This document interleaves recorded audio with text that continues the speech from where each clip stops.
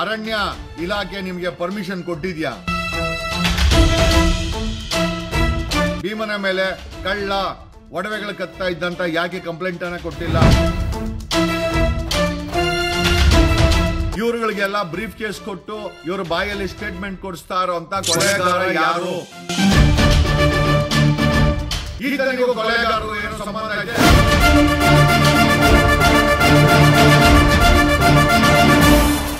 ನಮಸ್ತೆ ಕರ್ನಾಟಕ. ಧರ್ಮಸ್ಥಳದ ಒಂದು ಹತ್ಯಾಕಾಂಡದ ವಿಚಾರದಲ್ಲಿ ಮಾನ್ಯ city civil court X party order ಅನ್ನ ಮಾಧ್ಯಮಗಳ ವಿರುದ್ಧ, ಅಫ್ಕೋರ್ಸ್ ನಾನು ಸಹ ಅದರಲ್ಲಿ ಪಾರ್ಟಿ ಆಗಿದ್ದೆ. ಎಕ್ಸ್ ಪಾರ್ಟಿ ಇಂಜಂಕ್ಷನ್ ಅನ್ನ ಧರ್ಮಸ್ಥಳದ ಹತ್ಯಾಕಾಂಡದ ವಿಚಾರವಾಗಿ ಏನು ಮಾತಾಡಬಾರ್ದು ಅಂತ ಧರ್ಮಸ್ಥಳದ ವೀರೇಂದ್ರ ಹೆಗ್ಗಡೆ ಕುಟುಂಬದ ಹರ್ಷೇಂದ್ರ ಜೈನು ಮತ್ತಿತರರು ತಂದಿದ್ರು. ಪ್ಲಸ್ ಒಂದು ಗಿಗ್ ಆರ್ಡರ್ ಅನ್ನು ತಗೊಂಡ್ಬಂದಿದ್ರು. ಯಾರ್ಯಾರು ಮಾತಾಡಿದ್ದಾರೆ ಸುಮಾರು 8,800 ಕಂಟೆಂಟು ಅದನ್ನು ಕೂಡ ಡೆಲೀಟ್ ಮಾಡುವಂತ ಆದೇಶವನ್ನ ಅಥವಾ ಗಿಗ್ ಆರ್ಡರ್ ಇಂದ ಡೆಲೀಟ್ ಮಾಡೋ ಆದೇಶವನ್ನ ತಂದಿದ್ರು.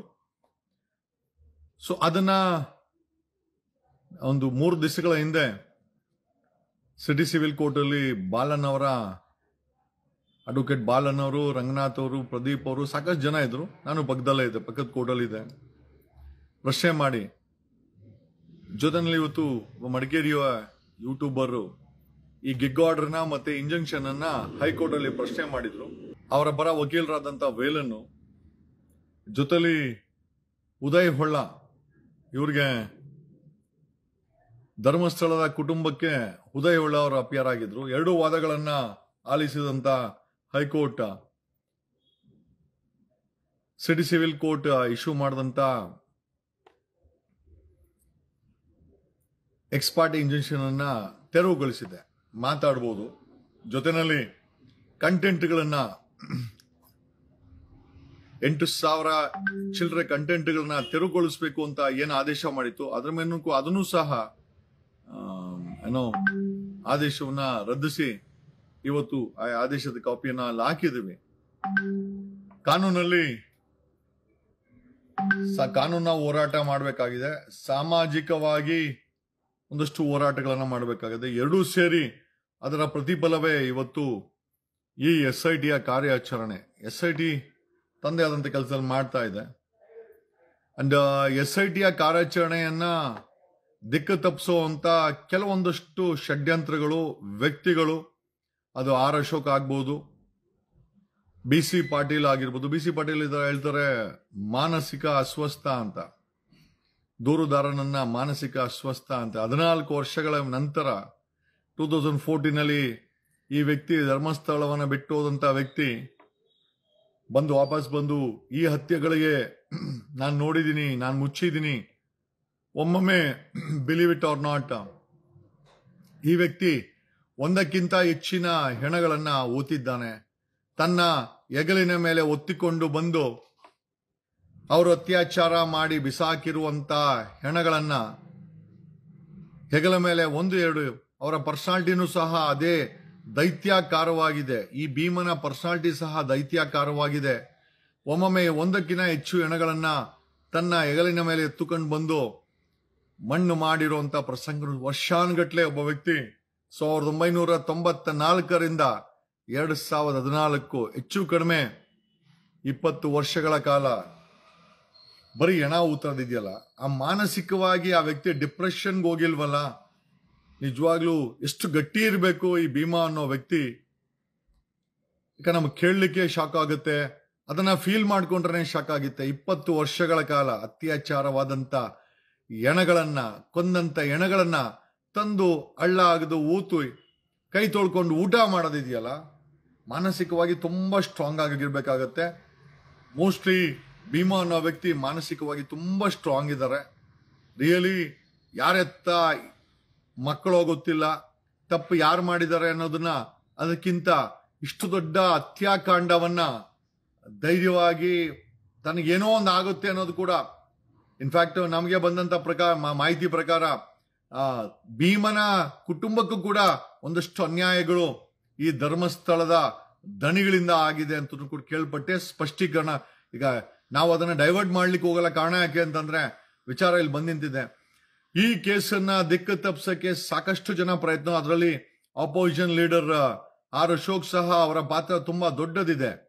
ಅವರ ನೇರವಾಗಿ ಕರ್ನಾಟಕದಲ್ಲಿರುವಂತ ಮುಸ್ಲಿಂ ಸಮುದಾಯದ ವಿರುದ್ಧ ಎತ್ಕಟ್ಟಂತ ಬಟ್ ಪ್ರಶ್ನೆ ಏನಪ್ಪ ಅಂತಂದ್ರೆ ನಿಜವಾಗ್ಲೂ ಮುಸ್ಲಿಂ ಸಮುದಾಯ ಇದರಿಂದ ಇದ್ದೇ ಕೊಂದವ್ರು ಯಾರು ಅನ್ನೋ ಪ್ರಶ್ನೆನ ಮತ್ತೆ ಅಶೋಕನ್ನೇ ಕೇಳಬೇಕಾಗತ್ತೆ. ಮತ್ತೆ ಕೇರಳ ಸರ್ಕಾರ ಇದೆ ಅಂತ ಮತ್ತೆ ಹಾಗಾದ್ರೆ ಅಶೋಕ್ ಅವರೇ ಇದನ್ನ ಕೊಂದಂತವ್ರು ಯಾರು, ತಾವು ಅದನ್ನ ಯಾರು ಕೊಂದಂತವ್ರು ಅಂತ ನೀವೇ ಹೇಳ್ಬಿಡಿ. SIT ತನಿಖೆನೇ ಬೇಡ. ಜೊತೆನಲ್ಲಿ BC ಪಾಟೀಲ್ ಫಾರ್ಮರ್ ಪೊಲೀಸ್ ಮತ್ತೆ I think present Bombay boys ಅಲ್ಲಿ ಅವರು ಕೂಡ ಒಬ್ರು, ಬಾಂಬೆಗೆ ಹೋದಂತ ಬಾಂಬೆ ಬಾಯ್ಸ್ ಅಲ್ಲಿ, ಬಾಂಬೆ ಬ್ಲೂ ಬಾಯ್ಸ್ ಅಲ್ಲಿ BC ಪಾಟೀಲ್ ಕೂಡ ಒಬ್ರು. ತಮ್ಮ ಅಳಿಯ ಸೂಸೈಡ್ ಮಾಡ್ಕೊಂಡ, BC ಪಾಟೀಲ್ ಅವರ ಅಳಿಯ ಸೂಸೈಡ್ ಮಾಡ್ಕೊಂಡ. ಅವ್ರ ಬಗ್ಗೆ ನಮಗೆ ಕನಿಕರ ಇದೆ, ಬೇಜಾರಿದೆ. ಬಟ್ ಆದ್ರೆ ಒಬ್ಬರ ಮೇಲೆ ಆರೋಪ ಮಾಡ್ಬೇಕಾದ್ರೆ BC ಪಾಟೀಲ್ ಇಷ್ಟು ದೊಡ್ಡ ತನಿಖೆ ನಡೀಬೇಕಾದ್ರೆ ಕನಿಷ್ಠ ಅಲ್ಲಿ ಸತ್ತಂತ ಹೆಣ್ಣು ಮಕ್ಕಳ ಆತ್ಮ ಬಗ್ಗೆ ಅವ್ರಿಗಾದಂತ ಅನ್ಯಾಯದ ಬಗ್ಗೆ ಯೋಚನೆ ಮಾಡಿದ. ತನಗೊಬ್ಬ ಮಗಳಿದ್ದಾಳೆ, BC ಪಾಟೀಲ್ ಅವರೇ ನಿಮಗೊಬ್ಬ ಮಗಳಿದ್ದಾಳೆ, ನಿಮ್ ಅಳಿಯ ತೀರೋಗಿದ್ದಾನೆ. ಆ ನೋವು ನಿಮಗ್ ಬಿಟ್ರೆ ಯಾರಿಗೂ ಗೊತ್ತಿರಲ್ಲ. ಬಟ್ ಇವತ್ತು ಇಲ್ಲಿ ಅತ್ಯಾಚಾರಕ್ಕೆ ಒಳಗಾಗಿ ಕೊಂದು ಅನಾಥವಾಗಿ ಊತಿಟ್ಟ ಶವಗಳ ಬಗ್ಗೆ ನೀವುಗಳು ಮಾತಾಡ್ತಾರೋ ಒಂದೊಂದು ಮಾತುಗಳು ಸಹ ತುಂಬಾ ನೋವನ್ನ ಕರ್ನಾಟಕ ಜನತೆಗೆ ತರ್ತಾ ಇದೆ. ಬಟ್ ನ್ಯಾಯಯುತವಾದಂತ ತನಿಖೆ ಖಂಡಿತ ನಡೆಸುತ್ತಾರೆ ಅಂತ ಈ ಮೂಲಕ ಹೇಳುತ್ತಾ ಕಮಿಂಗ್ ಸ್ಟೇಟ್ ಅದಾದ ನಂತರ ಯಾರೋ ಗಿಳಿಯಾರಂತೆ ನುಗ್ಗಿ ಹೊಡಿತೇವೆ ಅಂದ್ರೆ ಧಮ್ಕಿ ಯಾರಾದ್ರೂ ಮಾತಾಡಿದ್ರೆ. ಸೊ ಅದನ್ನ ಕೂಡ ಆಮೇಲೆ ಒಂದು ಕಡೆ ಬೆಂಗಳೂರಲ್ಲಿ ವಿಶ್ವೇಶ್ವರಯ್ಯ ಭಟ್ಟ ಧರ್ಮಸ್ಥಳದ ವೀರೇಂದ್ರ ಹೆಗ್ಡೆಯನ್ನು ಕರ್ಕೊಂಡ್ಬಂದು ಅವರನ್ನ ಆಡಿ ಹೊಗಳಿಸಿ ಆ ಬುಕ್ಗಳನ್ನ ರಿಲೀಸ್ ಮಾಡಿ ಮೊರಾಲ್ ಆಗಿ ಜೊತೆಲಿ ನಿಂತ್ಕೊಂಡ ಒಬ್ಬ ಮಾಧ್ಯಮ ಲೋಕದ ಮಾಂತ್ರಿಕನಾಗಿ ಆರೋಪ ಇರುವಂತ ವ್ಯಕ್ತಿಗಳನ್ನ ಕರ್ಕೊಂಡ್ಬಂದು ಬುಕ್ಕನ್ನ ರಿಲೀಸ್ ಮಾಡಿಸ್ದ. ಆಮೇಲೆ ಪ್ರಯತ್ನಗಳು ಒಂದೊಂದು ಎರಡೆರಡಲ್ಲ, ಸಾಕಷ್ಟು ಪ್ರಯತ್ನಗಳು ಸತತವಾಗಿ ನಡೀತು. ಆಪೋಸಿಷನ್ ಲೀಡರ್ ಆಗಿರ್ಬೋದು, BC ಪಾಟೀಲ್ ಆಗಿರ್ಬೋದು, ಕೀರ್ತಿ ಆಗಿರ್ಬೋದು, ಒಂದಷ್ಟು ಗೂಗಲ್ ಪೇಗಳಾಗಿರ್ಬೋದು. ಅಲ್ಟಿಮೇಟ್ ಆಗಿ ಎಲ್ಲರ ಪ್ರಯತ್ನ ಒಂದೇ, ಈ SIT ಅನ್ನ ದಿಕ್ಕು ತಪ್ಪಿಸಿ SIT ನ ಮಾಡಿಸಿದ್ದು ನಾವುಗಳು ನಮ್ಮ ಪ್ರಯತ್ನದಿಂದ ಅತಿ ಹೆಚ್ಚಿನ ಒತ್ತಡವನ್ನ ನಾವು ಹಾಕಿದ್ದಕ್ಕೆ ಈ ಪ್ರಯತ್ನ ಆಯ್ತು. ಇವತ್ತು ಕರ್ನಾಟಕದ ಮಾನ್ಯ ಹೈಕೋರ್ಟ್ಗೆ ನಾವು ಥ್ಯಾಂಕ್ಸ್ ಅನ್ನ ಹೇಳ್ಬೇಕು. ಈ ಎಕ್ಸ್ಪಾರ್ಟಿ ಇಂಜೆಕ್ಷನ್ ಅನ್ನ ಹೈಕೋರ್ಟ್ ತೆರವುಗೊಳಿಸಿದೆ. 8,800 ಕಂಟೆಂಟ್ ಅನ್ನ ತೆಗಿಬೇಕು ಅಂತ ಹಾಕದಂತ ಅಪ್ಲಿಕೇಶನ್ ಸಹ ಡಿಸ್ಮಿಸ್ ಮಾಡಿದೆ. ಸೊ ಎಲ್ಲೋ ಒಂದು ಕಡೆ ನ್ಯಾಯದ ಪರವಾಗಿ ಹೈಕೋರ್ಟ್ ನಿಂತಿದೆ. But coming straight to the point, ಆ ಅಡ್ವೊಕೇಟ್ ಕೇಶವಮೂರ್ತಿ ಹೇಳ್ತಾನೆ, ಈ ಭೀಮಾ ಕಳ್ಳ ಮೈ ಮೇಲೆ ಇದ್ದಂತ ಹೆಣದ ಮೈ ಮೇಲೆ ಇದ್ದಂತ ಇವುಗಳನ್ನ ಒಡವೆಗಳನ್ನ ಕದಿತಾ ಇದ್ದ ಅನ್ನೋ ಆರೋಪವನ್ನ ಮಾಡ್ದ. ಜೊತೆನಲ್ಲಿ ಈ ಎಲ್ಲ ಊತಿರುವಂತ ಹೆಣಗಳಿಗೆ ಪಂಚಾಯತಿಯಿಂದ ಎಲ್ಲ ದಾಖಲೆ ಇದೆ ಅಂತ. ಮಿಸ್ಟರ್ ಕೇಶವ್ ಮೂರ್ತಿ, ನೀವು ಮಾಜಿ ಆ ಪಂಚಾಯತಿ ಅಧ್ಯಕ್ಷ ಅಂತ ಬೇರೆ ಹೇಳ್ಕೊಳ್ತೀರಾ ಅಲ್ರಿ? ಅಲ್ಲಿ ಊತಕ್ಕೆ ಈ ಹೆಣಗಳೆಲ್ಲ ಊತಿರೋದು ಅರಣ್ಯದಲ್ಲಿ. ಗ್ರಾಮ ಪಂಚಾಯತಿಯವರು ಅರಣ್ಯದಲ್ಲಿ ಈ ಹೆಣಗಳನ್ನ ಊತಲಿಕ್ಕೆ ಅರಣ್ಯ ಇಲಾಖೆ ನಿಮ್ಗೆ ಪರ್ಮಿಷನ್ ಕೊಟ್ಟಿದ್ಯಾ? ನಿಮ್ಗೆ ಅರಣ್ಯದಲ್ಲಿ ಊತಕ್ಕೆ ಪವರ್ಸ್ ಇದೆಯಾ? ನಿಮಗೆ ಸ್ಮಶಾನದಲ್ಲಿ ಊತಲಿಕ್ಕೆ ಮಾತ್ರ ಕಾನೂನಲ್ಲಿ ಅವಕಾಶ ಇದೆ. ಕಾಡಲ್ಲಿ ಸಿಕ್ಕ ಕಡೆ ಪಂಚಾಯತಿಯವರು ಈ ಒಂದು ಎಡಗಳನ್ನ ಊತಿದ್ದಾರೆ ಅಂತ ಕ್ಲೇಮ್ ಮಾಡ್ತಾ ಇದ್ದಾನೆ ಈ ವ್ಯಕ್ತಿಗೆ SIT ಖಂಡಿತವಾಗಿ ನೀವು ನೋಟಿಸ್ ಅನ್ನ ಕೊಡಬೇಕು. ಆತನನ್ನ ತನಿಖೆಗೆ ಒಳಪಡಿಸಲೇಬೇಕು. ಪ್ರಶ್ನೆ ಏನಪ್ಪಾ ಅಂತಂದ್ರೆ, ಈಗ ಆತ ಮೊದಲನೇ ಕ್ಲೇಮ್ ಏನಂತಂದ್ರೆ ಭೀಮಾ ಒಬ್ಬ ದೊಡ್ಡ ಕಳ್ಳ, ಒಬ್ಬ ದೊಡ್ಡ ಡಕಾಯಿತ, ಹೆಣಗಳ ಮೇಲೆ ಇದ್ದಂತ ಒಡವೆಗಳನ್ನ ಕದ್ದಿದ್ದಾನೆ, ಈ ಚಾರ್ಜಸ್ ಅನ್ನ ಮಾಡ್ತಾನೆ. ಆಮೇಲೆ ಈ ಕೇಸ್ಗೂ ಈ ಗ್ರಾಮ ಪಂಚಾಯತ್ ಅಧ್ಯಕ್ಷನ್ಗೂ ಏನೂ ಸಂಬಂಧ ಇಲ್ಲ, ಒಂದು ಬಾಲ್ಡ್ ಅಲಿಗೇಷನ್ ಅನ್ನ ಮಾಡ್ತಾನೆ. ಸೊ ನಾವು ಕೇಶವಮೂರ್ತಿ ಗೌಡ ವಕೀಲರೇ, ಧರ್ಮಸ್ಥಳದ ವಕೀಲರೇ, ಧರ್ಮಸ್ಥಳದ ದಣಿಗಳ ಪರವಾಗಿ ದಿಕ್ಕನ್ನ ತಪ್ಪಿಸ್ಬೇಕಂತ ಮಾತಾಡ್ತಾರಂತ ವಕೀಲರ ನಿಮ್ಮನ್ನ ಕೇಳೋದೇನು ಅಂತಂದ್ರೆ, ಅವನು ಕಳ್ಳ ಆಗಿದ್ರೆ ಕಂಪ್ಲೇಂಟ್ ಯಾಕೆ ಕೊಟ್ಟಿಲ್ಲ ಇಲ್ಲಿವರೆಗೆ ನೀವೇ ಆಗಿರ್ಬೋದು, ಧರ್ಮಸ್ಥಳದ ದಣಿಗಳೇ ಆಗಿರ್ಬೋದು, ಭೀಮನ ಮೇಲೆ ಕಳ್ಳ ಒಡವೆಗಳು ಕತ್ತಾ ಇದ್ದಂತ ಯಾಕೆ ಕಂಪ್ಲೇಂಟ್ ಅನ್ನ ಕೊಟ್ಟಿಲ್ಲ? ಒಂದು ಪಾಯಿಂಟು. ಎರಡನೇ ಪಾಯಿಂಟು, ಯಾವ ಹೆಣ್ಣು ಮಕ್ಕಳು ಅಥವಾ ಹೆಣಗಳನ್ನ ಆತನ ಕೈ ಕೊಡ್ತಾ ಇದ್ರು, ಮೊದಲನೇದಾಗಿ ಅಲ್ಲಿನ ರೂಮ್ ಬಾಯ್ ಮ್ಯಾನೇಜರು ಅದನ್ನ ಆ ಒಡವೆಗಳನ್ನ ಅದನ್ನ ಬಿಚ್ಚದೆ ಕೊಡ್ತಾ ಇದ್ರ. ಎರಡನೇದಾಗಿ ಬರೋದು ಪೊಲೀಸರು ಆ ಹೆಣಗಳನ್ನ ತಮ್ಮ ಕಾರ್ಯ ಮುಗಿಸಿನೇ ತಾನೇ ಇವನ್ ಕೈಗೆ ಹೆಣ ಕೊಡ್ತಾ ಇದ್ದಿದ್ದು. ಸೊ ಪೊಲೀಸವರು ಸಂಬಂಧಪಟ್ಟಂತ ಇಬ್ರು ಮತ್ತೆ ಡಾಕ್ಟರ್ಸ್ 3 ಜನ ಆ ಹೆಣಗಳನ್ನ ಒಂದು ಮೆಡಿಕಲ್ ಮಾಡ್ಬೇಕಾದ್ರೆ ಡಾಕ್ಟರ್ಸು ಮತ್ತೆ ತಮ್ಮ ಪೊಲೀಸಿನ ಕಾನೂನಾತ್ಮಕ ಪ್ರಕ್ರಿಯೆಗಳೇ ಮಾಡ್ಬೇಕಾದ್ರೆ ಪೊಲೀಸರು ಇವರೆಲ್ಲ ಯಾರು ಒಡವೆ ಬಿಚ್ಚದಿರಾ ಅಲ್ಲಿಗೆ ತೊಗೊಂಡೋಗಿ ಕೊಡುವಂತ ಪ್ರಮೇಯ ಇದೆಯಾ? ಯಾಕೆ ಅಂತಂದ್ರೆ ಪದೇ ಪದೇ ದಿಕ್ಕನ್ನ ತಪ್ಪಿಸುವಂತ ಕೆಲಸಗಳನ್ನ ಮಾಡ್ತಾ ಇದ್ದಾರೆ. ಜೊತೆನೆ ಹೇಳ್ತಾರೆ, ಈ ಎಲ್ಲಾ ಊತಿರುವಂತ ಹೆಣಗಳು ಪಂಚಾಯಿತಿಯಿಂದ ಈ ವ್ಯಕ್ತಿ ಕೇಶವ ಮೂರ್ತಿ ಗೌಡ ಬಂದು ಹೇಳಿಕೆ ಕೊಟ್ಟದೇನು ಅಂತಂದ್ರೆ, SIT ಖಂಡಿತವಾಗಿ ಈತನಿಗೆ ನೋಟಿಸ್ ಕೊಟ್ಟು have to take him into interrogation, ಈ ಕೇಶವ ಮೂರ್ತಿ ಗೌಡನನ್ನ. ಯಾಕೆಂದ್ರೆ ಈತ ದೀರ್ಘವಾಗಿ ಮತ್ತೆ ರಾಧಾ ಹಿರೇಗೌಡರ ಹತ್ರ ಮಾತಾಡಿರುವಂತ ಕಂಟಿನ್ಯೂಸ್ ವಿಡಿಯೋ ಲೆಫ್ಟ್. ಈತ ಸಾಕಷ್ಟು ಪುರಾವೆಗಳನ್ನ ತನ್ನ ಹೇಳಿಕೆಯಲ್ಲಿ ಬಿಟ್ಟಿದ್ದಾನೆ. ಈತನಿಗೆ ಈ ಹೆಣಗಳ ವಿಚಾರವಾಗಿ ಸಾಕಷ್ಟು ಗೊತ್ತಿದೆ, ಅಥವಾ ಈ ಕೊಲೆಗೂ ಕೇಶವಮೂರ್ತಿ ಗೌಡನಿಗೂ ಒಂದು ದೊಡ್ಡ ಸಂಬಂಧವೇ ಇರಬಹುದು. ಹಾಗಾಗಿನೇ ಇದನ್ನೆಲ್ಲ ಮಾಡ್ತಾ ಇದ್ದಾನೆ. SIT ಅವರು ಈತನಿಗೆ ನೋಟಿಸ್ ಅನ್ನ ಕೊಟ್ಟು ಈತನನ್ನ ಗ್ರಿಲ್ ಮಾಡಬೇಕು, ಇಂಟ್ರಾಗೇಷನ್ ಮಾಡಬೇಕು, ದಿಕ್ಕು ತಪ್ಪಿಸುವಂತ ಕೆಲಸ ಮಾಡ್ತಾ ಇದ್ದಾನೆ. ಈತನಿಗೂ ಕೊಲೆಗಾರರು ಏನೋ ಸಂಬಂಧ ಐತೆ, ಅಥವಾ ಈತನು ಕೂಡ ಈತ ಹೇಳೋ ಪ್ರಕಾರ ಈ ಎಲ್ಲಾ ಹೆಣಗಳನ್ನ ಪಂಚಾಯತಿ ಊತಿದೆ ಅಂತ ಹೇಳ್ತಾ ಇದ್ದಾನೆ. ಪಂಚಾಯತಿಯವ್ರಿಗೆ ಅರಣ್ಯದಲ್ಲಿ ಊತಲು ಅರಣ್ಯ ಇಲಾಖೆ ಪರ್ಮಿಷನ್ ಕೊಟ್ಟಿರೋದಾದ್ರೆ ದಾಖಲೆ ಎಲ್ಲಿದೆ? ಒಂದು. ಎರಡನೇದಾಗ್ಲಿ ಇದಕ್ಕೆಲ್ಲ ದಾಖಲೆ ಇರೋದಾದ್ರೆ ಒಬ್ಬ ಮಾಜಿ ಉಪಾಧ್ಯಕ್ಷ ಆಗಿ ದಾಖಲೆಗಳನ್ನ ಪ್ರೊಡ್ಯೂಸ್ ಮಾಡ್ಲಿ. ಮೂರನೇದು, ಮಾಧ್ಯಮದ ಮುಂದೆ ಯಾವುದೇ ದಾಖಲೆ ಇಲ್ಲದೆ ಒಬ್ಬ ಮಾಜಿ ಅಧ್ಯಕ್ಷ ಅನ್ಕೊಂಡು ಕೊಲೆಗಾರರಿಗೆ ಸಪೋರ್ಟ್ ಮಾಡ್ತಾ ಇದ್ದಾನೆ ಅಂತಂದ್ರೆ SIT ಅವರು ಈತನಿಗೆ ನೋಟಿಸ್ ಅನ್ನ ಕೊಟ್ಟು ಈತನನ್ನ ಅರೆಸ್ಟ್ ಮಾಡಬೇಕು, ಇಂಟ್ರಾಗೇಟ್ ಮಾಡಬೇಕು. ಯಾರ ಈತನ ಹಿಂದೆ ಇದ್ದರೆ ಈತನಿಗೆ ಈ ತರ ಒಂದು ದಿಕ್ಕು ತಪ್ಪಿಸುವಂತ ಸ್ಟೇಟ್ಮೆಂಟ್ ಗಳನ್ನ ಕೊಡಲು ಹಿಂದೆ ಹೇಳಿದವರು ಯಾರು? ಅದು ಧರ್ಮಸ್ಥಳದಲ್ಲಿರುವಂತ ದಣಿಗಳ ಈ ಎಲ್ಲದನ್ನು ಮಾಡಿಸ್ತಾ ಇರೋದು. ಈ ಎಲ್ಲಾ ವಿಚಾರಗಳನ್ನ SIT ತನಿಖೆ ಮಾಡಬೇಕು. ಕೇಶವ್ ಗೌಡ ಅಡ್ವೊಕೇಟ್ ಅವರನ್ಗೆ ನೋಟಿಸ್ ಕೊಟ್ಟು SIT ಅವರು ತಗೊಳ್ಬೇಕು. ಸೊ ಈ ಎಲ್ಲ ಪ್ರಕ್ರಿಯೆಗಳು ಏನ್ ಹೇಳುತ್ತವೆ ಅಂತಂದ್ರೆ, ನಿಮ್ಮ ಸತತವಾದಂತ ಮಾನಿಟರ್ ಇಂದ ಈ ಒಂದು ಕೇಸು ದಿಕ್ಕು ತಪ್ಪಿಲ್ಲ. It is still alive and it is going in a right, ಒಂದು ಒಳ್ಳೆ ಡೈರೆಕ್ಷನ್ ಅಲ್ಲಿ ಹೋಗ್ತಾ ಇದೆ. ಸಾಕಷ್ಟು ಜನ ಇಲ್ಲಿ ವಿರೋಧಿಗಳ ಗುಂಪು ಇವರೆಲ್ಲ ಹೇಳ್ತಾರೆ, ರಾಕೇಶ್ ಶೆಟ್ಟಿ ಹೇಳ್ದ, ನಿಮ್ಮಪ್ಪ ಯಾರು, ನಿನ್ಗೆ ಹುಟ್ಟಿಸ್ದೋನು ಯಾರು, ಸಂತೆನಲ್ಲಿ ಹೋಗಿದ್ರ, ಎಲ್ಲಾ ವಿಚಾರಗಳು ಬಂತು. ಪ್ರಶ್ನೆ ಏನಪ್ಪಾ ಅಂತಂದ್ರೆ, ಇವ್ರುಗಳಿಗೆಲ್ಲ ಬ್ರೀಫ್ ಕೇಸ್ ಕೊಟ್ಟು ಇವ್ರ ಬಾಯಲ್ಲಿ ಸ್ಟೇಟ್ಮೆಂಟ್ ಕೊಡಿಸ್ತಾ ಇರೋ ಅಂತ ಕೊಲೆಗಾರ ಯಾರು? ಆ ಕೊಲೆಗಾರನ್ಗೆ ಅಷ್ಟು ಪವರ್ ಇದೆಯಾ? ರಾಕೇಶ್ ಶೆಟ್ಟಿಯನ್ನ ಅಡ್ವೊಕೇಟ್ ಕೇಶವಮೂರ್ತಿ ಗೌಡನನ್ನ ಕೊಂಡುಕೊಂಡು 6 ವರ್ಷಕ್ಕೂ ಫಂಡ್ ಮಾಡಿ ಈ ಒಂದು ಹೇಳಿಕೆಗಳನ್ನ, ದಿಕ್ಕು ತಪ್ಪಿಸುವ ಹೇಳಿಕೆಗಳನ್ನ ಮಾಡಿಸ್ತಾ ಇರೋಂತ ಕೊಲೆಗಾರನ ಬಳಿ ಅಷ್ಟು ಹಣ ಇದೆಯಾ? ಅಷ್ಟು ದೊಡ್ಡ ವ್ಯಕ್ತಿನ ಅಷ್ಟು ಇನ್ಫ್ಲೂಯೆನ್ಸ್ ಮಾಡ್ಲಿಕ್ಕೆ ಕೊಲೆಗಾರ ಪ್ರಯತ್ನ ಮಾಡ್ತಾ ಇದ್ದಾನೆ ಅಂತಂದ್ರೆ ಖಂಡಿತವಾಗಿ ಭೀಮನ ಹೇಳಿಕೆನಲ್ಲಿ ತಾಕತ್ತಿದೆ, ಭೀಮನ ಹೇಳಿಕೆನಲ್ಲಿ ಸತ್ಯ ಇದೆ. ಭೀಮ ಹೇಳಿದಾನೆ, ಹೆಣಗಳನ್ನ ಒಂದು ಕಡೆ ಉಣ್ತಾ ಇದ್ದೆ, ಮತ್ತೆ ದಾಖಲೆಗಳು, ಆ ಹೆಣಕ್ಕೆ ಸಂಬಂಧದ ದಾಖಲೆಗಳನ್ನ ಇನ್ನೊಂದು ಕಡೆ ಗುಂಡಿ ತೆಗೆದು ಉಣ್ತಾ ಇದ್ದೆ. ಈಗ ನಮ್ಗೆ ಒಂದು ಕಡೆ ದಾಖಲೆ ಸಿಕ್ಕಿದೆ, ಗುಂಡಿ ನಂಬರ್ 1ರಲ್ಲಿ, ಸೈಟ್ ನಂಬರ್ 1 ಗುಂಡಿ ನಂಬರ್ 1ರಲ್ಲಿ ದಾಖಲೆ ಸಿಕ್ಕಿದೆ. ಇನ್ನೊಂದು 6ನೇ ಸೈಟ್ ಅಲ್ಲಿ ನಮ್ಗೆ ಪಳೆಯುಳಿಕೆ ಸಿಕ್ಕಿದೆ. ಅಂದ್ರೆ ಈ ದಾಖಲೆಗಳನ್ನ ಒಂದು ಕಡೆ ಉಂಟಾ ಇದ್ದದ್ದು ನಿಜ. ಈತ ಕಂಪ್ಲೇಂಟ್ ಅಲ್ಲಿ ಹೇಳಿದಾನೆ, FIR ಅಲ್ಲಿ ಬಂದಿದೆ, ಮತ್ತೆ ಪೊಲೀಸರ ಮುಂದೆ ಕೊಟ್ಟಿರುವಂತ ಹೇಳಿಕೆಯಲ್ಲಿ ಹೇಳಿದಾನೆ. ಜೊತೆನಲ್ಲಿ ನ್ಯಾಯಾಧೀಶರ ಮುಂದೆ ಸಹ ಇದೇ ಹೇಳಿಕೆ ಹೇಳಿದಾನೆ. ಸೊ ಯಾವ ಹೇಳಿಕೆ ಭೀಮಾ ನ್ಯಾಯಾಲಯದ ಮುಂದೆ, ಪೊಲೀಸರ ಮುಂದೆ FIR ಅಲ್ಲಿ ಆಗಿದೆಯೋ ಅದು ಈಗ ರಿಯಾಲಿಟಿ ಆಗಿ ಅಲ್ಲಿ ಕಣ್ಣಿಗೆ ಕಾಣಿಸ್ತಾ ಇದೆ. ದಾಖಲೆಗಳೇ ಒಂದು ಗುಂಡಿಲ್ ಸಿಗ್ತಾ ಇದೆ. ಅಂದರೆ ಭೀಮಾ ಸತ್ಯವನ್ನೇ ನುಡಿದಿದ್ದಾನೆ. ಇದೇ ದಾರಿನಲ್ಲಿ ಹೋದ್ರೆ ನಮ್ಗೆ ನಿಜವಾಗ್ಲೂ ಸಕ್ಸಸ್ ಕಟ್ಟಿಟ್ಟಂತ ಬುತ್ತಿ. ಕೇಶವ ಗೌಡ ಅಡ್ವೊಕೇಟ್ಗೆ ಪೊಲೀಸ್ SIT ಅವರು ನೋಟಿಸ್ ಅನ್ನ ಕೊಟ್ಟು ಇಂಟ್ರಾಗೇಷನ್ಗೆ ಕರಿಬೇಕು. ಈತನಿಗೆ ಹಿಂದೆ ಕೊಲೆಗಾರರು ಹಣ ಕೊಟ್ಟು ಹೇಳಿಸ್ತಾ ಇದ್ದಾರೆ. ಆಮೇಲೆ ಅಶೋಕನ್ನು ಅಷ್ಟೇ, ವಿರೋಧ ಪಕ್ಷದ ನಾಯಕನನ್ನ, ಆತನಿಗೂ ಹಣ ಹೋಗಿದೆ ಅನ್ನೋ ಈ ಕೊಲೆಗಾರರು ಹಣ ಕೊಟ್ಟಿದ್ದಾರೆ, ಅವನ ಕೈಲಿ ಸ್ಟೇಟ್ಮೆಂಟ್ ಹೇಳಿಸ್ತಾ ಇದ್ದಾರೆ ಅಂತ. ಅಶೋಕ್ಗೂ ಸಹ SIT ನೋಟಿಸ್ ಅನ್ನ ಕೊಟ್ಟು ಯಾವ ಹೇಳಿಕೆ ಮೇಲೆ ಆರೋಶೋಕ್ ದಿಕ್ ತಪ್ಪಿಸಿದ್ರು ಅಂತ ಅವ್ರಿಗೂ ಕೂಡ ಇಂಟ್ರಾಗೇಷನ್ ಮಾಡಬೇಕು.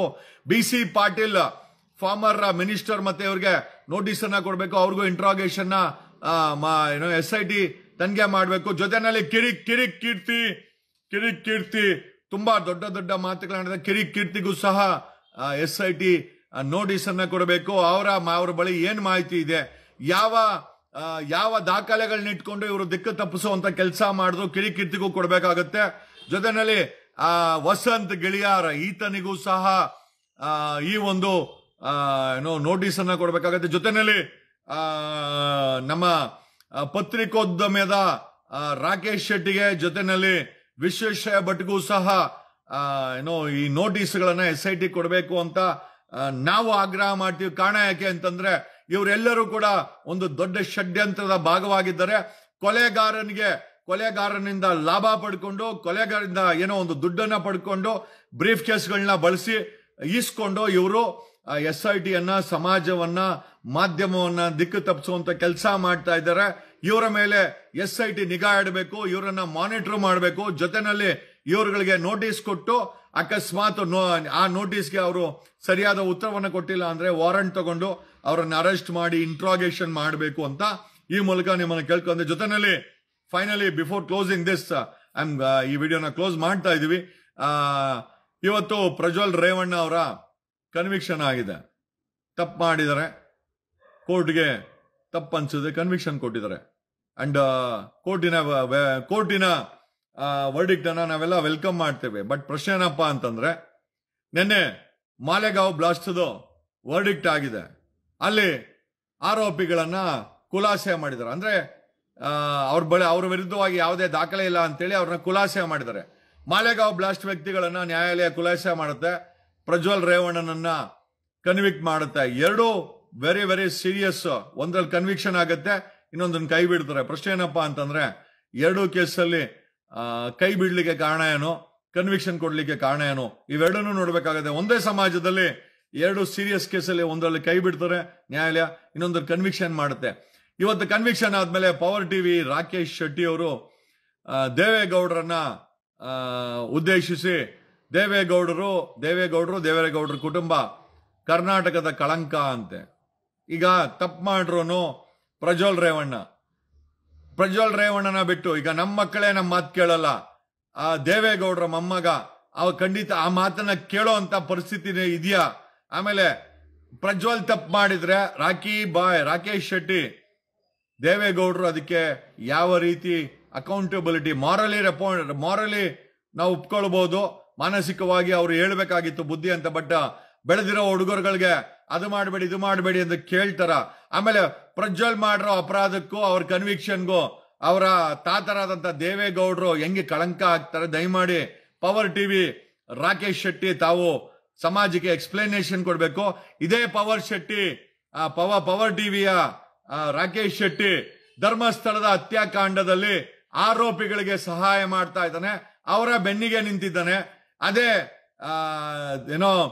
ಪ್ರಜ್ವಲ್ ಅತ್ಯಾಚಾರ ಪ್ರಕರಣದಲ್ಲಿ ಪ್ರಜ್ವಲ್ನೂ ಸೇರಿಸಿ ಅವರ ತಾತನನ್ನು ದೂಷಿಸುವ ಮಟ್ಟಕ್ಕೆ ರಾಕೇಶ್ ಶೆಟ್ಟಿ ಹೋಗ್ತಾನೆ ಅಂತಂದ್ರೆ, ಒಂದೇ ನೋಡಿ, ಎರಡು ಕೇಸ್ ಇದೆ. ಒಂದು ಪ್ರಜ್ವಲ್ ಕೇಸಲ್ಲಿ ಪ್ರಜ್ವಲ್ ತಪ್ಪು ಅನ್ನೋದಾದ್ರೆ ಅವ್ರ ತಾತನ್ನು ಹೇಳ್ಕೊಂಬಂದು ಕಳಂಕ ಅಂತಾನೆ. ನಾನು ಹೇಳ್ತೀನಿ, ಅವ್ರ ತಾತನಿಗೂ ಇದಕ್ಕೂ ಸಂಬಂಧ ಇಲ್ಲ. ತಪ್ಪು ಮಾಡ್ರು ಪ್ರಜ್ವಲ್, ಅವನಿಗೆ ಶಿಕ್ಷೆ ಆಗಿದೆ, ಅವ್ರ ತಾತನಿಗೆ ಕೋರ್ಟು ಶಿಕ್ಷೆ ಕೊಟ್ಟಿಲ್ಲ. ದಯಮಾಡಿ ದಿಕ್ಕು ತಪ್ಪಿಸುವಂತ ಕೆಲಸವನ್ನ ರಾಕೇಶ್ ಶೆಟ್ಟಿ ಮಾಡಕ್ ಹೋಗ್ಬೇಡ. ನಿನಗೆ ಮಾಡಕ್ ಕೆಲಸ ಇಲ್ಲ ಅಂದ್ರೆ ಏನ್ ಕಿಸಿಯಾಗಿ ಕೂತ್ಕೊಂತೀಯಾ? ಯಾಕೆ ನಿನ್ನ ಚಾನೆಲ್ ಅಲ್ಲಿ ನ್ಯೂಸ್ ರೀಡರ್ ಇಲ್ವೇನೋ? ಆ ಕೆಲ್ಸ ನೀನೇ ಮಾಡ್ತೀಯಾ? ಬಾತ್ರೂಮ್ ನೀನೇ ತೊಳಿದ್ಯಾ ನಿಮ್ ಪವರ್ ಟಿವಿನಲ್ಲಿ? ಈಗ ನ್ಯೂಸ್ ರೀಡರ್ ಕೆಲಸ ನೀನು, ನ್ಯೂಸ್ ಕಲೆಕ್ಟ್ ಮಾಡೋದಕ್ಕೆ ಕೆಲಸ ನೀನು, ನ್ಯೂಸ್ ಡೀಲ್ ಮಾಡೋದು ಮಾಡ್ತೀಯಾ. ಹಂಗಾರೆ ಎಲ್ಲಾ ಕೆಲಸ, ಹಂಗಾರೆ ಬಾತ್ರೂಮ್ ನೀನೇ ತೊಳಿತೀಯಾ ನಿನ್ನ ಚಾನೆಲ್ ಅಲ್ಲಿ? ಕೇಳಬೇಕಾಗಲ್ವಲ್ಲ. ಮತ್ತೆ ನ್ಯೂಸ್ ರೀಡರ್ ಏನಕ್ಕೆ ಬೇಕು ಪವರ್ ಟಿವಿನಲ್ಲಿ? ನೀನೇ ಕೂತ್ಕೊಂಡು ಕಿಸಿ ಹಂಗಿದ್ರೆ ನೀನೇ ದೊಡ್ಡ ಜರ್ನಲಿಸ್ಟು ಅಲ್ವಾ? ಅಲ್ಲಿ ಹೋಗ್ಬಿಟ್ಟು UK ನಲ್ಲಿ ಜರ್ನಲಿಸಂ ಮಾಡ್ಕೊಂಡ್ ಬಂದ್ಬಿಟ್ಟು ಇಲ್ಲಿ ಕಿಸಿತಾ ಇದೀಯಾ ಅಲ್ವಾ? ಏನ್ ಮಾರಲ್ ರೆಸ್ಪಾನ್ಸಿಬಿಲಿಟಿ ಇದೆ ನಿನಗೆ? ಲೇ ರಾಕಿ ಬಾಯ್, ಏನೋ ಇದೆ ನಿನಗೆ? ಧರ್ಮಸ್ಥಳದ ಹತ್ಯಾಕಾಂಡದಲ್ಲಿ ಅಷ್ಟು ಹೆಣ್ಣು ಮಕ್ಕಳ ಮೇಲೆ ಅತ್ಯಾಚಾರ ಆಗಿದೆ, ತುಟಿ ಬಿಚ್ಚಲ್ಲ ನೀನು. ಆರೋಪಿಗಳಿಗೆ, ಕೊಲೆಗಾರರಿಗೆ ಸಪೋರ್ಟ್ ಮಾಡ್ತೀಯಾ. ಕೊಲೆಗಾರ ಸಪೋರ್ಟ್ ಮಾಡ್ಕೊಂಡು ನಮ್ಮಂತವ್ರನ್ನ ಈ ಈ ಎಕ್ಸ್ಪೋಸ್ ಮಾಡ್ತಾ ಇರೋರನ್ನ ದೂಷಿಸೋ ಕೆಲಸ ಮಾಡ್ತೀಯಾ? ಅದೇ ಪ್ರಜ್ವಲ್ ರೇವಣ್ಣ ಕೆಲಸದಲ್ಲಿ ಪ್ರಜ್ವಲ್ಗೆ ಕನ್ವಿಕ್ಷನ್ ಆಗಿದೆ, ಕ್ಯಾಕರ್ ಸುಗಿ ನಮ್ಗೇನ್ ಬೇಡ ಅಂತ ಹೇಳ್ತಾ ಇಲ್ಲ. ಅವ್ರ ತಾತ ಹೆಂಗ್ ಲೆಕ್ಕಾಚಾರಕ್ಕೆ ಬರ್ತಾನೆ? ದೇವೇಗೌಡರು ಕಳಂಕ ಹೆಂಗಾಗ್ತಾರೆ? ನಾನು ಹೇಳ್ತೀನಿ, ಮಾಧ್ಯಮ ಟಿವಿ ಮಾಧ್ಯಮ ಲೋಕದಲ್ಲಿ ಪವರ್ ಟಿವಿ ರಾಕೇಶ ಈ ಲ್ಯಾಂಗ್ವೇಜ್ ಅನ್ನು ಯೂಸ್ ಮಾಡ್ತೀಯಲ್ಲ, ನೀನೇ ಒಂದು ಈ ಮಾಧ್ಯಮ ಲೋಕಕ್ಕೆ, ಈ ಸಮಾಜಕ್ಕೆ ಒಂದು ದೊಡ್ಡ ಕಳಂಕ. ಯಾಕೆ ಕಳಂಕ ಅಂತ ಹೇಳ್ತೀವಿ ಅಂತಂದ್ರೆ, ಒಂದು ಪ್ರಜ್ವಲ್ ಕೇಸಲ್ಲಿ ಪ್ರಜ್ವಲ್ನ ಕನ್ವಿಕ್ಷನ್ ಆದ್ರೆ ಅವ್ರ ತಾತನ್ನ ಕಳಂಕ ಅಂತೀಯ. ಒಂದು ಓಕೆ, ಅದರಲ್ಲಿ ಆರೋಪಿಗಳ ವಿರುದ್ಧವಾಗಿ ನೀನಿದ್ಯಾ. ಅದೇ ಧರ್ಮಸ್ಥಳದ ಹತ್ಯಾಕಾಂಡದ ವಿಚಾರದಲ್ಲಿ ನೀನು ನಿನ್ನ ಸ್ಟ್ಯಾಂಡು ಆರೋಪಿಗಳ ಪರವಾಗಿ. ಒಂದು ಕೇಸಲ್ಲಿ ಆರೋಪಿಗಳ ವಿರುದ್ಧವಾಗಿ, ಧರ್ಮಸ್ಥಳದ ಪ್ರಜ್ವಲ್ ಕೇಸಲ್ಲಿ ಆರೋಪಿಗಳ ವಿರುದ್ಧವಾಗಿ ಪವರ್ ಟಿವಿ ರಾಕೇಶ, ಧರ್ಮಸ್ಥಳದ ಕೇಸ ವಿಚಾರವಾಗಿ ಧರ್ಮಸ್ಥಳದ ಹತ್ಯಾಕಾಂಡದಲ್ಲಿ ಆರೋಪಿಗಳ ಪರವಾಗಿ ಕೆಲಸ ಮಾಡ್ತಾನೆ. ಎರಡು ಅತ್ಯಾಚಾರ, ಎರಡು ಕೊಲೆ. ಇನ್ಫ್ಯಾಕ್ಟ್ ಪ್ರಜ್ವಲ್ ಕೇಸಲ್ಲಿ ಬರೀ ಅತ್ಯಾಚಾರ, ಈ ಕೇಸಲ್ಲಿ ಅತ್ಯಾಚಾರ ಆದ್ಮೇಲೆ ಕೊಲೆಯಾಗಿ ಮುಚ್ಚಾಕಿದ್ದಾರೆ. ಇಷ್ಟು ಸೀರಿಯಸ್ ಕೇಸಲ್ಲಿ ಆರೋಪಿಗಳ ಪರವಾಗಿ ಡಿಬೇಟ್ ಮಾಡ್ತಾನೆ. ಅಲ್ಲಿ ಎಲ್ಲೂ ಕೂಡ ನ್ಯೂಟ್ರಲ್ ಮೇಂಟೈನ್ ಮಾಡಲ್ಲ. ದೇವೇಗೌಡರು ಕರ್ನಾಟಕ ಕಳಂಕ ಅಂತೆ. ಆ ರೀತಿ ಕಳಂಕ ಅಂತ ಎತ್ಕೊಂಡ್ರೆ 224 MLAಗಳಲ್ಲಿ ಕರೆಕ್ಟ್ ಆಗಿ ವೆರಿಫೈ ಮಾಡಿದ್ರೆ, ಎಂಪಿಗಳಲ್ಲಿ ವೆರಿಫೈ ಮಾಡಿದ್ರೆ 90% ಅವರೆಲ್ಲಾನು ಕಳಂಕನೇ, ಇನ್ಕ್ಲೂಡಿಂಗ್ ಸದಾಶಿವನಗರ ನಿಮ್ ದೋಸ್ತು ರಗೆ, ಅದು ಕೂಡ ಕಳಂಕನೇ. ಕಳಂಕ ರಹಿತವಾಗಿ ಯಾರೋ ಇದಾರಲ್ಲಿ ರಾಕಿ, ನ್ಯೂಸು ನೀನೇ ಓದ್ತೀಯ, ನ್ಯೂಸನ್ನು ನೀನೇ ಜೋಡಿಸ್ಕೊಂತೀಯ, ಆಮೇಲೆ ನ್ಯೂಸ್ ಹೋಗಲ್ಲ ನೀನೇ ಡೀಲ್ ಮಾಡ್ತೀಯ, ಏನೇನ್ ಕೆಲಸ ಮಾಡ್ತೀಯ ಲೇ Rocky. We wanted to know news ತರ ಹೇಳಿದ್ರೆ ನ್ಯೂಸ್ ಚಾನೆಲ್ ಅದೆಲ್ಲ, ಅದು ಪವರ್ ಟಿವಿ ಜೊತೆನಲ್ಲಿ ಪಬ್ಲಿಕ್ ಟಿವಿ ರಂಗನಾಥ್ ಬಾಯೇ ಬಿಚ್ಚಿಲ್ಲ. ರಂಗ ನಾವು ನೋಡಿದ್ದೀವಿ ಯಾವತ್ತಿಂದ ಗೊತ್ತಾ ರಂಗ? ನಿಮ್ಮ ಹವಾಯಿ ಚಪ್ಪಲಿಯಿಂದ ನಾವು ನೋಡಿದ್ದೀವಿ. ಧರ್ಮಸ್ಥಳದ ಹತ್ಯಾಕಾಂಡದ ಬಗ್ಗೆ ನಿಮ್ಮ ಟೀಮ್ ಹೇಳ್ತಾನಂತೆ ಪಬ್ಲಿಕ್ ಟಿವಿ ರಂಗನಾಥ ಹವಾಯಿ ಚಪ್ಪಲಿ ರಂಗನಿಂದ ನಾವು ಕೇಳ್ತಾ ಇದ್ದೀವಿ, ಈ ಧರ್ಮಸ್ಥಳದ ಹತ್ಯಾಕಾಂಡನ ರಿಪೋರ್ಟ್ ಮಾಡಬೇಡಿ ಅಂತ ಹೇಳ್ತಾನಂತೆ. ರಂಗನಾಥ್ ಚಿಪ್ಪನ್ನ ಇದ್ದಂತ ಹೇಳದಂತ ಸುಳ್ಳುಗಾರಲ್ಲ ತಾವು. ಈಗ ಆ ಮಟ್ಟಕ್ಕೆ ಬಕೆಟ್ ಹಿಡಿದು ದಿಕ್ಕ ತಪ್ಪಿಸುವಂತ ಕೆಲಸ ಯಾಕೆ ಬೇಕು ರಂಗನಾಥ್? ಯಾಕೆ ಧರ್ಮಸ್ಥಳದ ಹತ್ಯಾಕಾಂಡದ ಬಗ್ಗೆ ಯಾಕೆ ತುಟಿ ಬೀಸ್ತಾ ಇಲ್ಲ ರಂಗನಾಥ್? ನಾವು ಕೇಳ್ಬೋದಲ್ವಾ? ಏನಾದ್ರೂ ನಿಮ್ಗೆ ಇನ್ಫ್ಲೂಯೆನ್ಸ್ ಏನಾದ್ರು ಆಗಿದೆಯಾ, ಅಥವಾ ಏನಾದ್ರೂ ಇನ್ಫ್ಲೂಯೆನ್ಸ್ ಆಗಿ ಏನಾದ್ರೂ ಬಂದಿದೆಯಾ? ಎಲ್ಲ ಕೇಳಬೇಕಾಗತ್ತೆ. ನೋಡಿ, ನ್ಯೂಸ್ ತರ ನ್ಯೂಟ್ರಲ್ ಆಗಿ ಕೊಡಿ, ನಾವು ಅದನ್ನ ತಗೊಳ್ಳೋದೋ ಬಿಡೋದೋ ಸಾರ್ವಜನಿಕರು ಡಿಸೈಡ್ ಮಾಡ್ತೀವಿ. ಈಗ ನಿಮ್ಮಗಳನ್ನ ಬಿಟ್ಟು ನಮ್ಮನ್ನ ಫಾಲೋ ಮಾಡ್ತಾರೆ ಜನ ಅಂತಂದ್ರೆ, ಎಲ್ಲೋ ಒಂದ್ ಕಡೆ ಮಾಧ್ಯಮ ಮಿತ್ರರು, ಮಾಧ್ಯಮ ಸ್ಯಾಟಲೈಟ್ ಚಾನೆಲ್ಗಳು ತಮ್ಮ ಕ್ರೆಡಿಬಿಲಿಟಿನ ಕಳ್ಕೊಂಡಿದೆ ಅಂತ ಕ್ಲಿಯರ್ ಆಗಿ ಗೊತ್ತಾಗ್ತಾ ಇದೆ. Whatever it is there, SIT ರಚನೆ ಆಯ್ತು. ಇಲ್ಲಿ ಇವತ್ತಿಗೆ 4ನೇ ದಿವಸ ಕಂಪ್ಲೀಟ್ ಆಯ್ತು. ಒಂದು ಪಳೆಯುಳಿಕೆ ಸಿಕ್ಕಿದೆ, ಡಾಕ್ಯುಮೆಂಟ್ ಸಿಕ್ಕಿದೆ, ಮುಂದೆ ದೊಡ್ಡ ದಾರಿ ಬೆಳಕಾಗಿ ಕಾಣ್ತಾ ಇದೆ. ಯಾವ ರೀತಿ ಪ್ರಜ್ವಲ್ ರೇವಣ್ಣನ್ಗೆ ಶಿಕ್ಷೆ ಕೊಡ್ತೋ ಅದೇ ರೀತಿ ಧರ್ಮಸ್ಥಳದ ಈ ಹತ್ಯಾಕಾಂಡದ ಆರೋಪಿಗಳಿಗೆ, ಕೊಲೆಗಾರರಿಗೆ ಶಿಕ್ಷೆ ಆಗಲೇಬೇಕು ಅಂತ ಈ ಮೂಲಕ ಕೇಳಿಕೊಡ್ತಾ, ಕರ್ನಾಟಕ ಸರ್ಕಾರ ಈ ಹತ್ಯಾಕಾಂಡದ ವಿಚಾರವಾಗಿ ಒಂದು ಸ್ಪೆಷಲ್ ಕೋರ್ಟ್ ಅನ್ನ ಸೆಟಪ್ ಮಾಡಬೇಕು. ಸ್ಪೆಷಲ್ ಕೋರ್ಟ್ ಯಾಕೆ ಸೆಟಪ್ ಮಾಡಬೇಕು ಅಂತಂದ್ರೆ, ಈ ಒಂದು ಹತ್ಯಾಕಾಂಡದ ಟ್ರಯಲ್ ನ ಡೇ ಟು ಡೇ ಬೇಸಿಸ್ ಮೇಲೆ ಕಂಡಕ್ಟ್ ಮಾಡಬೇಕಾಗತ್ತೆ ಅಂತ ಹೇಳುತ್ತಾ, SITಗೆ ಬೇಕಾದಂತ ಸಂಪೂರ್ಣ ಸಹಕಾರವನ್ನ ಸರ್ಕಾರ ಕೊಡಬೇಕು. We thank SIT. ಇಷ್ಟು ದೊಡ್ಡ ಡೆವಲಪ್ಮೆಂಟ್ ಅನ್ನ ನೀವೆಲ್ಲ ಮಾಡಿದಿರಾ. ಖಂಡಿತವಾಗಿ ನಿಮ್ಮನ್ನೇನೇ ಗದರ್ಬೋದು, ಕೇಳ್ಬೋದು, ಬಟ್ ಆದ್ರೆ ನೀವು ಮಾಡ್ತಾರಂತ ಕೆಲಸ ನಿಜವಾಗ್ಲೂ 6 ಕೋಟಿ ಕನ್ನಡಿಗರು ತುಂಬಾ ಸಂತೋಷವಾಗಿದ್ದಾರೆ. ಇದೇ ರೀತಿ ಮುಂದುವರಿಸಿ ಈ ಕೇಸು ಒಂದು ಘಟ್ಟಕ್ಕೆ ಹೋಗಿ ಆರೋಪಿಗಳಿಗೆ ಅರೆಸ್ಟ್ ಮಾಡಿ ಜೈಲಿಗೆ ಹಾಕಬೇಕು ಅಂತ ಹೇಳುತ್ತಾ ಥ್ಯಾಂಕ್ ಯು. ಸುದ್ದಿ 18 ಸದಾ ನಿಮ್ಮೊಂದಿಗೆ.